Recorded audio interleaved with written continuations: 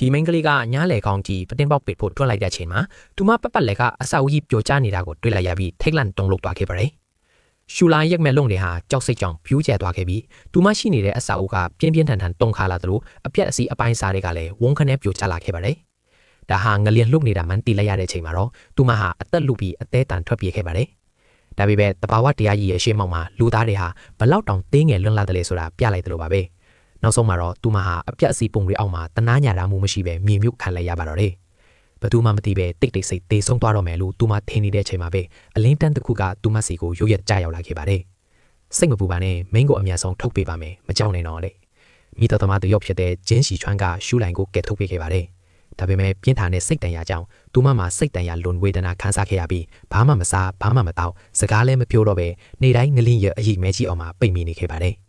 ဒါကြောင့်ဂျင်းစီချွမ်းကသူ့ရဲ့ရှာဖွေကယ်ဆယ်ရေးခွေးလေးကနေတဆင့်သူမကိုနွားနို့တွေနဲ့အစားကောင်းကောင်းစားဖို့အားပေးစကားလေးတွေရေးထားတဲ့စာတူလေးတွေပို့ပေးခဲ့ပါတယ်။အဲ့လိုနဲ့ပဲရှူလိုင်ဟာသူမကိုကယ်တင်ပေးခဲ့တဲ့မိသက်သမားလေးပေါ်တိတ်တခိုစိတ်ကူးရင်တန်ရောစင်တွေရှိလာခဲ့ပါတော့တယ်။ဒီနေ့မှာတော့ရှူလိုင်နိုးလာတဲ့အခါသူမရဲ့ကုတ်တင်ပြီးမှနွားနို့တပူးနဲ့ဓာပုံတပုံကိုတွေ့လိုက်ရပါတယ်။သူဒါယူဆရာမလေးကဂျင်းစီချွမ်းကသူမကိုဘဝတစ်ကိုတတိရှိရှိရင်ဆိုင်စေချင်တဲ့အတော့ဓာတ်တွေကိုထားခဲ့တာလို့ပြောပြခဲ့ပါတယ်။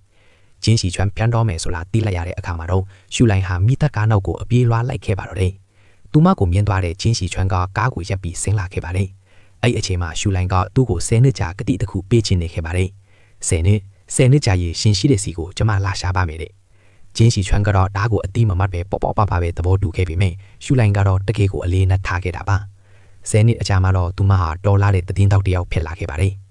မတော်တဆမှုတစ်ခုကိုကယ်ဆယ်ရေးလုပ်နေတဲ့နေတာမှာတော့ထူးခြားတဲ့သတင်းရဖို့ပဲစိတ်ဆောနေတဲ့သူမရဲ့လှုပ်ဖော်ကွိုင်းတစ်ယောက်ဟာခွင့်ပြုချက်မရှိပဲဘေကင်းလုံခြုံရေးစီးကိုကြော်သွားခဲ့ပါတယ်။ယူတရပေါက်ကွဲမှုတစ်ခုဖြစ်သွားပြီးသူမကိုမိသက်သမားတွေကကယ်ထုတ်နိုင်ခဲ့ပေမဲ့သူမရဲ့ကင်မရာကတော့မီးထဲမှာကျန်နေခဲ့ပါတယ်။ယူလိုင်ကသူမရဲ့အသက်ကိုယဉ်နှီးမီးထဲကိုပြန်ဝင်သွားခဲ့ပေမဲ့နောက်ထပ်ပေါက်ကွဲမှုတစ်ခုထပ်ဖြစ်ခဲ့ပါတယ်။သူမမြေပြင်ပေါ်ကိုလဲကျသွားပြီးမီးတွေကသူမပတ်ပတ်လည်မှာငြန်ဆန်ဆန်ပြန့်နှံ့လာခဲ့ပါတယ်။အဲ့လိုအရေးကြီးတဲ့အချိန်မှာလေချင်းချီချွမ်းကကောက်ကင်ကနေဆင်းသက်လာသလိုရောက်ရှိလာပြီးရှူလိုင်ကိုသူ့ကိုယ်နဲ့အမြန်ဆုံးအုံမိုကခွေပေးလိုက်ပါတယ်။ဒီမြင်ကွဲဟာလွန်ခဲ့တဲ့10နှစ်ကနဲ့တသက်သေးပါပဲ။သူမရှိကပုံရိပ်ဟာလွန်ခဲ့တဲ့10နှစ်ကလူနဲ့တဖြည်းဖြည်းထပ်တူသွားပြီးရှူလိုင်ဟာသူ့ကိုလွန်ခဲ့တဲ့10နှစ်ကသူမကိုကယ်ခဲ့တဲ့မိသက်သမားလေးမှမှတ်မိသွားခဲ့ပါတယ်။ဒါပေမဲ့နှစ်ယောက်လုံးဘေးကင်းကင်းနဲ့လွတ်မြောက်လာပြီးတဲ့နောက်မှာတော့ချင်းချီချွမ်းကသူမကိုလုံးဝမမှတ်မိတဲ့အပြင်ဒါဝေမသိတဲ့သတင်းတောက်တစ်ယောက်လိုတောင်အထင်မှားသွားခဲ့ပါတယ်။ရှူလိုင်ကသူ့ကိုမှတ်မိစေချင်တာနဲ့ကျမနာမည်ကရှူလိုင်ပါညင်သားစွာတိုက်ခတ်လာတဲ့လေပြေလေးလိုအသိပေးရပါတယ်လို့ပြောလိုက်ပေမဲ့